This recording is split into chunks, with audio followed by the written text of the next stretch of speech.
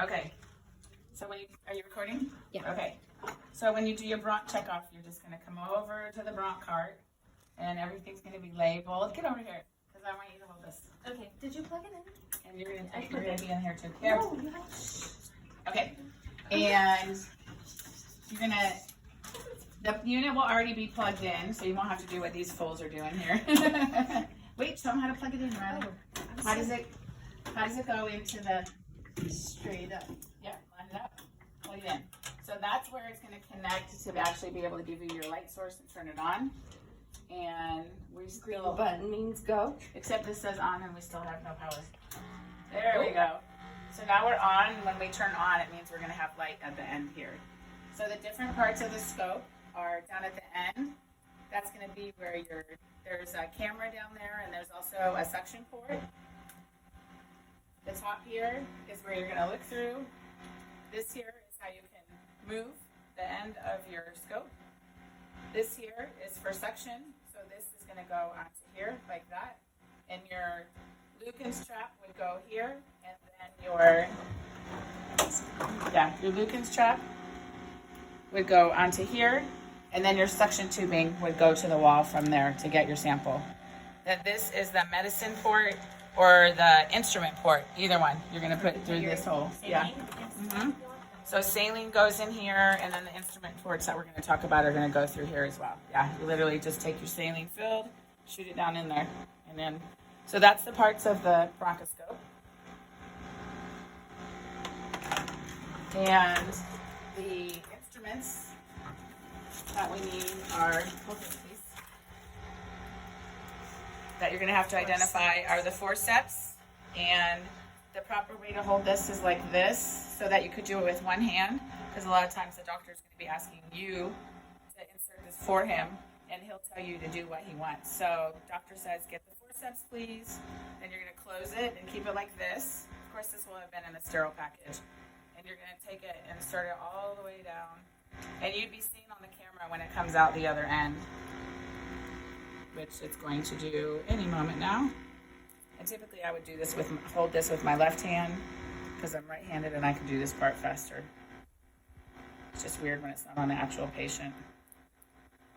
And it's not actually going in. There we go. So now it would be done at the end, and you would see it on the screen if it was in somebody. And then what will happen is you have your little forceps on here. Clip, clip, clip. And these really make patients bleed a lot. So if your patient bleeds, what are we going to give them? Epinephrine or ice cold saline, either one. But it can't be cold saline, it has to be ice cold. So the doctor's ready for the sample. Ray just wants to be in this video so much. And we're going to move it forward so I can push it down more. The doctor says, okay, take the sample. I'll open the clasp. He'll get the sample, you close it, and then you're going to pull it back out. And then we'll get there. And then we would put it in our little specimen cup, which we'll get to in a minute. So that's the forceps. Yes. And then we would take it and open it back over the specimen. And hopefully it'll just pop off, but it doesn't always because it's tissue. So sometimes you have to work at it a little bit. But please don't open the forceps until you're over whatever it is you want to put it, or else you're going to have to get a new sample. And if I was your patient, I would be mad. Then the brush. Same concept. It would go down through the same port. Difference is that it's going to be a brush swab instead of. So this is this sheath is covered, sealed. So when you do this one, 2 fingers, and then you can open it. Now the brush comes out. You brush, brush, brush, close it off, and then pull it back out of the scope. And then what you do for this is it typically would get cut. Put it over wherever they want the sample, cut it. Is that more for diagnostic, or? It depends. They both can be. I mean, usually all of these tools are going to be for diagnostic reasons. So those are going to be your instruments that you'll need to know. You could show us the Bowtie adapter, right? This is the Bowtie adapter. It attaches to the vent as well as. No, wrong way. This would be on the patient. Hooked up to the patient's ET tube, your vent circuit is here, and then this has a little slot so that I can go in. You sometimes have to make it a little bit bigger, but not lose any air connection. So that's what we call a bow tie adapter. I'm not going to go through everything you need to put on top of the bronch cart, but some examples are your saline syringes, your epinephrine, lidocaine. Depending on what you're doing your bronch for, you might be doing your specimen cups and your slides. Do we need lube up there or just The lube. Okay. There's typically large syringes that can hold 60 cc's filled with saline. So if they need to do the bronchial alveolar lavage, that's a different kind of lavage than, I don't think there's one in there. Do we hold all of the medications in here? Because that's how I. Yes. So typically what you'll do is take these out and then things will be labeled. Everything has to be labeled and then you just put it in there. And then when you need it, it'll be labeled. And most of the doctors have a specific way. I know she's moving out. They want the cart set up. So that'll just be specific, but you'll have your saline, your lidocaine, your epinephrine labeled in certain different amounts depending on your physician. And you can have the large 60 cc syringes, which is for the bronchial alveolar lavage. That's different from lavaging the endotracheal tube. When we talk about the bronchial alveolar lavage, it's going into lavage down as far as possibly can go, like into the alveolar level, because the bronchoscope is not going to go that far.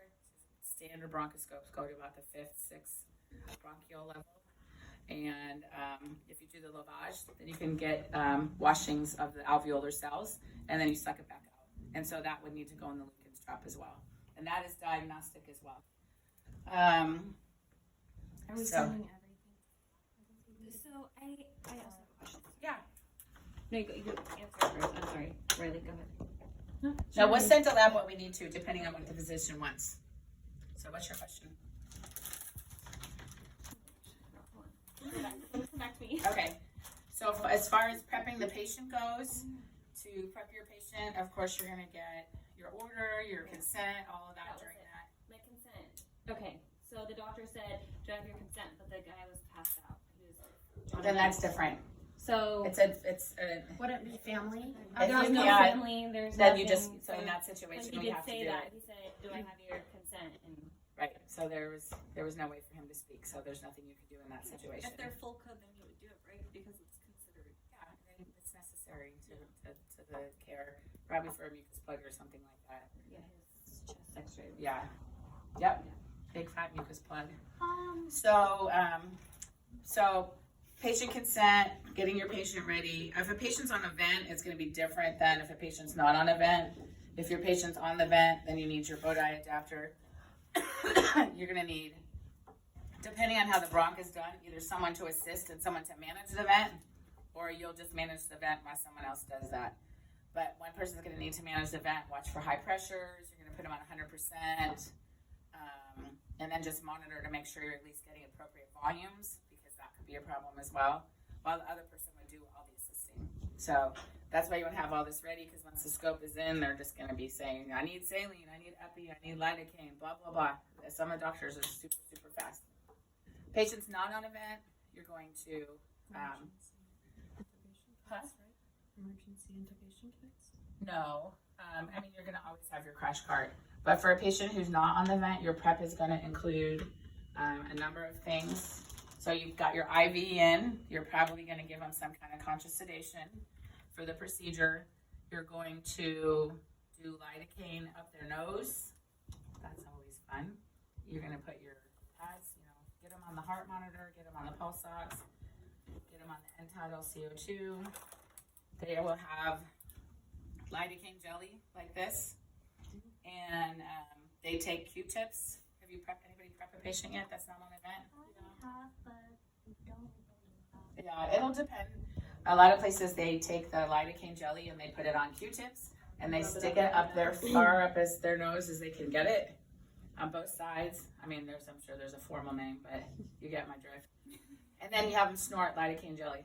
So you determine which side they're going to do. Everybody has one side that's more open than the other. So you do this. I already tell mine's right. So whichever nasal passage is clearer of the two, that's where the scope would go if we're putting it into the nose. If If we're doing it into the mouth, then of course that wouldn't matter, but typically they're going through the nose. Then after you do this, and this stuff tastes terrible.